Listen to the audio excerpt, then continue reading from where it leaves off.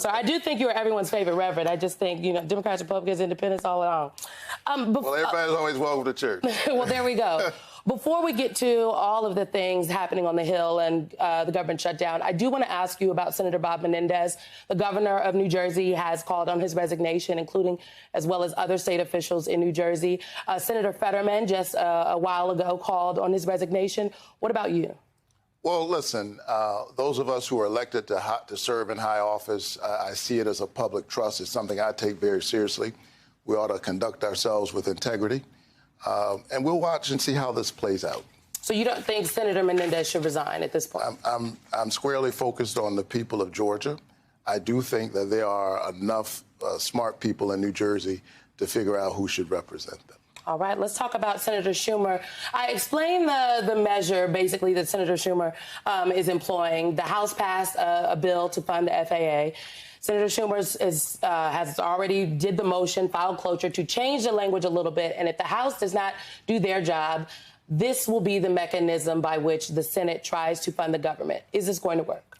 I can tell you this. As I move around the state of Georgia, ordinary people scratch their heads watching what's unfolding in Washington, D.C. They are trying to figure out how to take care of their families, how to advance their prosperity and their well-being. And I think this chaos that we're witnessing right now is just one example of what happens when politicians center the politics rather than the people. These folks have clearly decided that their short-term political gains are best served by a government shutdown. I think some are praying for a shutdown, if you will. This is chaos at a time when people need us to do the people's work.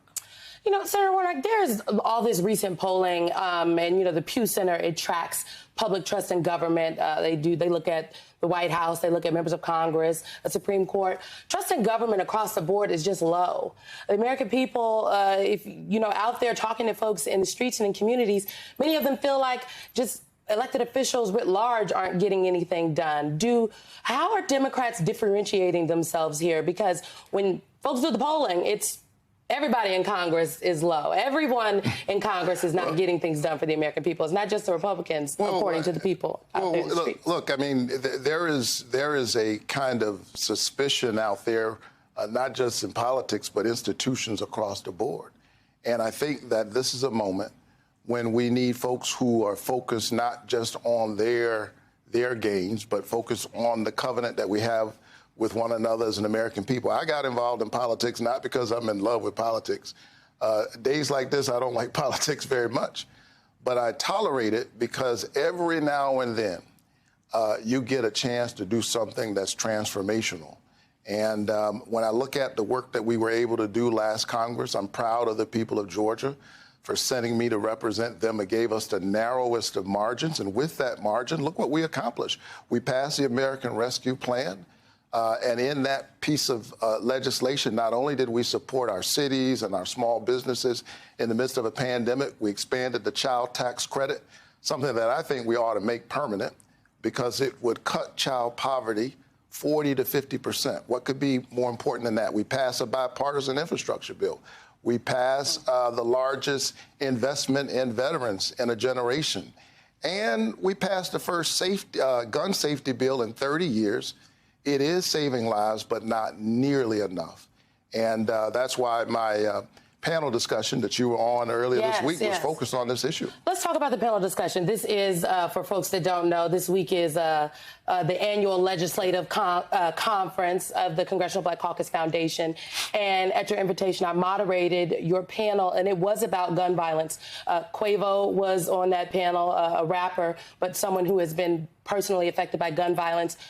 Greg Jackson was a participant in that panel, as was Congresswoman Lucy McBath. Now, Congress has, I don't think anybody is of the belief that Congress is going, this particular Congress, given the House, the dynamics in the House, is going to do anything on gun violence. Do you think the actions from the White House are going to be significant enough to give some relief to communities across the country here? Well, I'm proud of Congressman Frost. He represents a young generation that's calling all of us to task on this issue. I joined with several of my colleagues. We sent a letter to the White House urging the president to pull all the levers with his executive authority that he could to help. And I'm glad to see this first ever White House office on gun safety. It's significant. Open up. It is a significant move, and I look forward to seeing the work that will come out of that.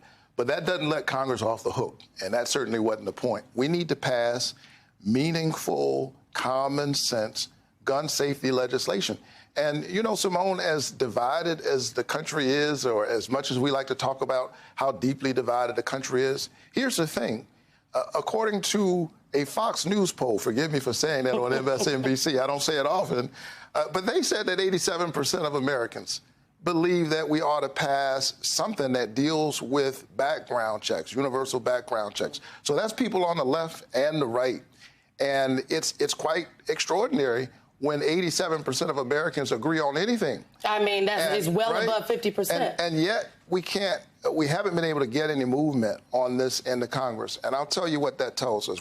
The folks who are watching ought to ask, well, how is it that we can't get movement on something where there's that much agreement? It's because in too many instances, the people's voices have been squeezed out of their own democracy. They've been replaced by dark money, by the outsized impact of these corporatist voices in our politics, by partisan and racial gerrymandering that paralyzes us. And so it's the reason why I'm focused on gun safety, to be sure. But in a real sense, I think our inability to move so far is indicative of a democracy problem. And so we need to pass the Freedom to Vote Act. You said something this week that I want to read for people. You said that for progress on this issue, gun safety reform has to be separated from what you called culture war issues. Unpack that for folks. Well, I think that there are folks who are engaged in the politics of division, and people who have no vision, traffic in division. Oh. And we've got to take the gun safety debate out of the culture wars. We ought to at least be able to move on the things around which there is general agreement among Americans. We ought to look at this issue really the way we've looked at other safety issues. Why is the gun issue any different than, say, seat belts at a different time? I'm showing my age now, but I remember growing up as a kid, and I had really good, responsible parents.